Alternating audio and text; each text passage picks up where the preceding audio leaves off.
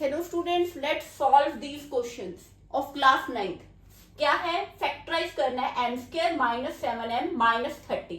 इसे कैसे सॉल्व करेंगे, कैसे फैक्टराइज करेंगे? सबसे पहले इसे देखना है, यहाँ पे क्या है 30।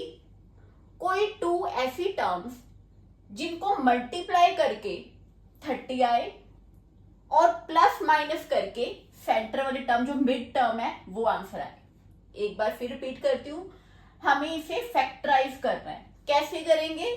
30 वन सा, यहाँ पे 1 है, यहाँ पे 30 है।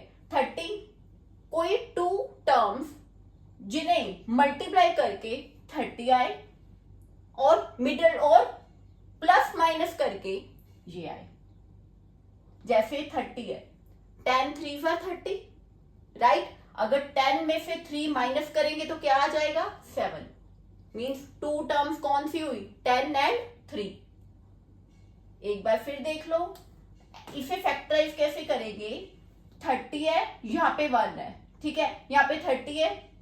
कोई टू ऐसी टर्म्स जिनको प्लस माइनस करें, ये मिडल टर्म आ जाए और वही टर्म्स को मल्टीप्लाई करें 30 आ जाए।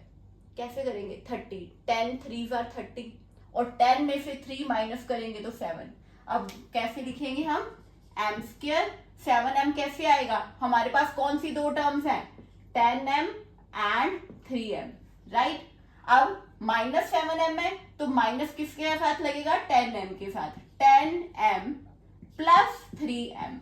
क्यों प्लस माइनस? यहाँ पे माइनस 10 के साथ माइनस है तो यहाँ पे माइनस, तो माइनस किया, 10 में से 3 गए तो 7m माइनस, इसे ऐसे ही रहने देंगे 30। इन दोनों में से कॉमन निकालेंगे m, ब्रैकेट में क्या आएगा? m माइनस 10 प्लस, अब इनमें से कॉमन निकालेंगे तो 3m माइनस 10, राइट।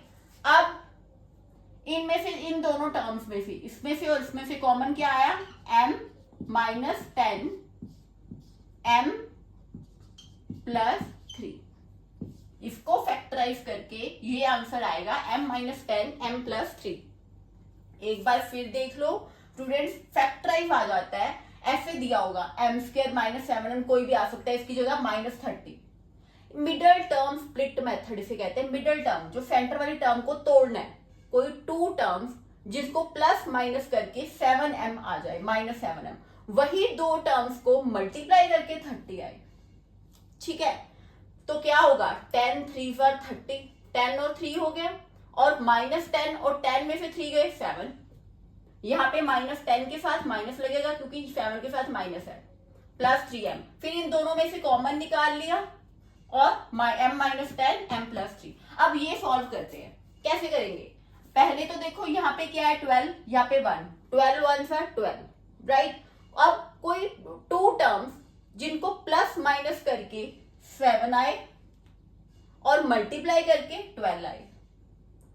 कोई टर्म्स जिनको मल्टीप्लाई करके 12 आए। अब देखो 4 3 जार 12, 6 2 जार 12 भी होता है। अगर मैं 6 2 लूं, 6 और 2 लूं तो फिर ये 7 नहीं बनता, ठीक है। 4 3 जार 12, 4 और 3, 4 में से 3 गए, 4 प्लस 3 किया तो 7 है, राइट। फिर देख लो यहाँ पे क्या है? 12, यहाँ पे 1, राइट। अब 12 को लेके चले, अगर टू टर्म्स कौन सी होंगी जिनको मल्टीप्लाई करके 12 आए, प्लस माइनस करके ये माइनस 7 आए। अगर मैं लूं कि 12 तो 6 2 सा 12 भी होता है, पर नहीं, 6 2 सा 12 होगा तो 7 नहीं बनता, 7 को स्प्लिट करना है हमने, ठीक है। तो 4 3 सा 12, 4 प्लस 3 7 हो जाएगा, राइट।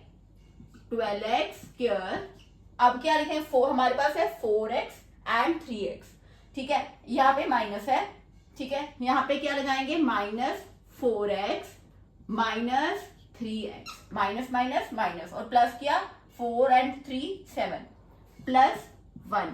इन दोनों में से कॉमन निकाला हमने, क्या आया? 4 आया, x आया 4 3 जार 12 x माइनस 1, माइनस यहाँ पे कॉमन क्या आएगा? 1 ही आएगा, यहाँ पे 3x, यहाँ पे माइनस माइनस आएगा ना, माइनस माइनस प्लस तभी होगा 1, राइट। अब इन दोनों में कॉमन निकालें तो क्या आएगा?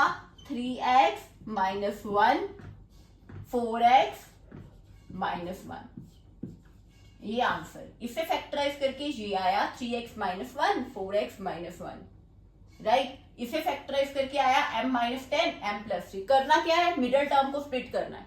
इसे देख लेना पहले, यहाँ पे क्या है, यहाँ पे 1 है, यहाँ पे 30 है, 31 से 30, और 2 टर्म्स है जिनको मल्टीप्लाई करके 30 आए और प्लस माइनस करके 7 आए।